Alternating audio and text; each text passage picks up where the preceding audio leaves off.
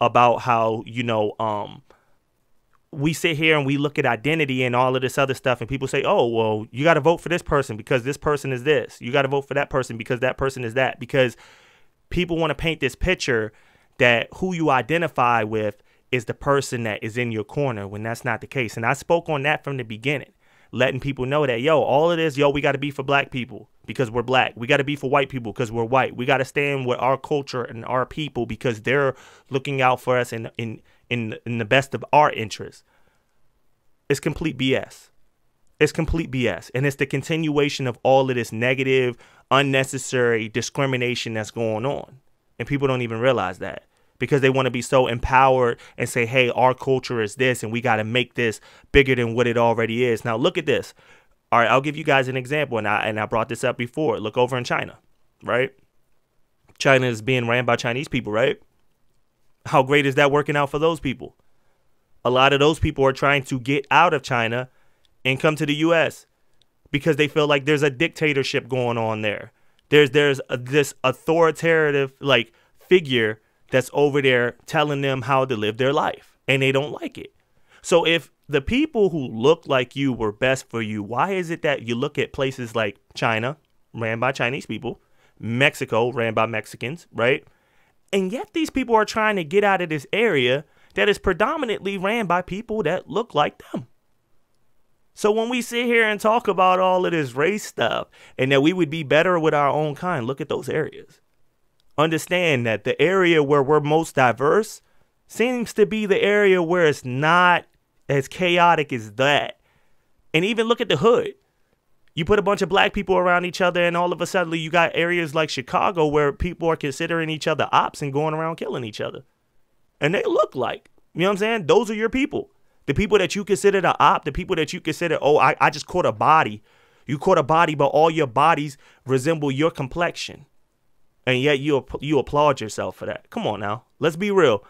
I'm going to go ahead and jump into this Kwame Brown joint. I want you guys to hear the quote from this of what it is that he's talking about this whole identity and saying like, hey, we're going to vote for people that look like us. No, we need to vote for people that's going to get in there and do the job and get the job done the right way. I got one question. Like Tupac said, rest in peace to Tupac. Are you still down? Just get rid of Trump. It's in the hen house, baby. We don't want Trump. We don't want Trump.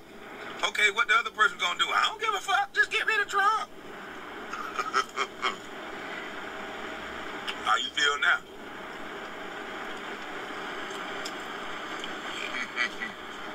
How you feel now?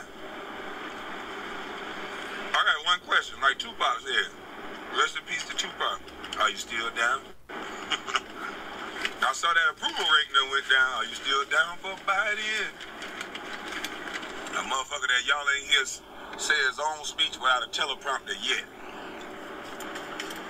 That just ain't addressed you yet. Where the hell is Kamala Harris at, this black lady? There's a lot of black women concerned about what's going on. Where is this black woman at? They only give us a color. They only give us emotions. You gotta listen to him, he's black. You gotta vote for her, she's black. You gotta vote for her, she's gay. You gotta vote for him, he's a victim. Never tell us a reason why other than some bullshit.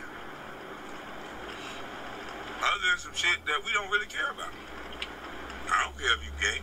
I don't care if you black, white. I don't give a fuck what color you are. Can you get the job done?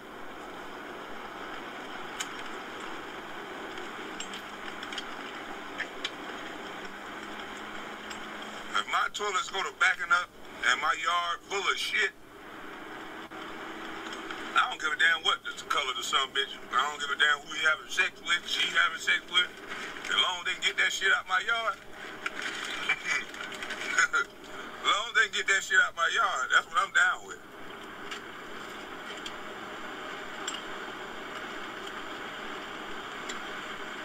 We trying to brainwash the whole world. I think I might move to Texas. I think that's a state that ain't gonna take some bullshit. It's gonna be out of Florida and Texas.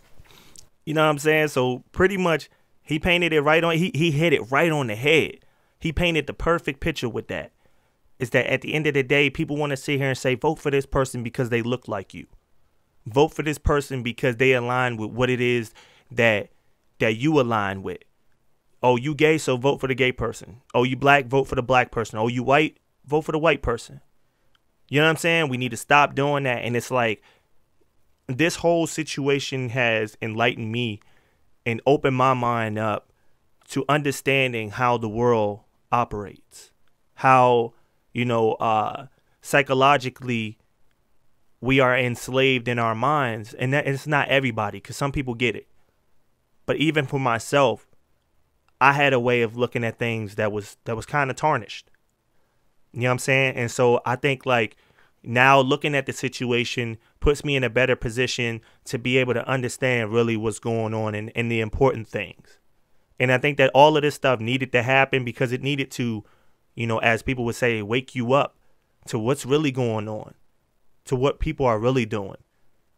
You know what I'm saying? And that's the thing about it. So it's like I got another video that I want to share with you guys. I got one more video, and this is going to jump back on the whole conversation of Superman's son coming out as bisexual and the fact that the media is basically pushing all this LGBT stuff, and it's making it to the point where it's like, what real changes and what real issues are we getting to?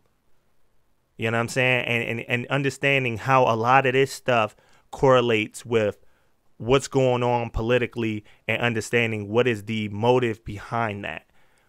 So I want to actually play a video where they talk about his storyline and how Superman's son met this guy and what his agenda is and what he does to save the world, so you guys can understand how this aligns with like the whole political spectrum.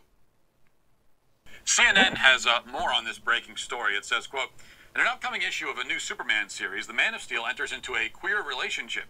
The 5th issue of the DC Comics series Superman, Son of Kal-El, will confirm that the new Superman, John Kent, child of Clark Kent and Lane, is bisexual after falling for Jay Nakamura, a male reporter.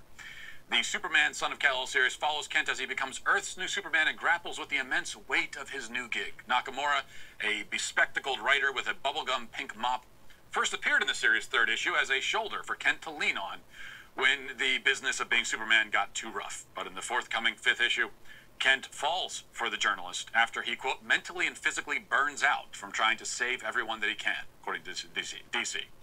The particulars of this issue's plot are to be revealed in November, but images from the comic show Kent and Nakamura sharing a kiss and sitting together atop a building, their legs dangling off the edge. So Superman also has anxiety issues.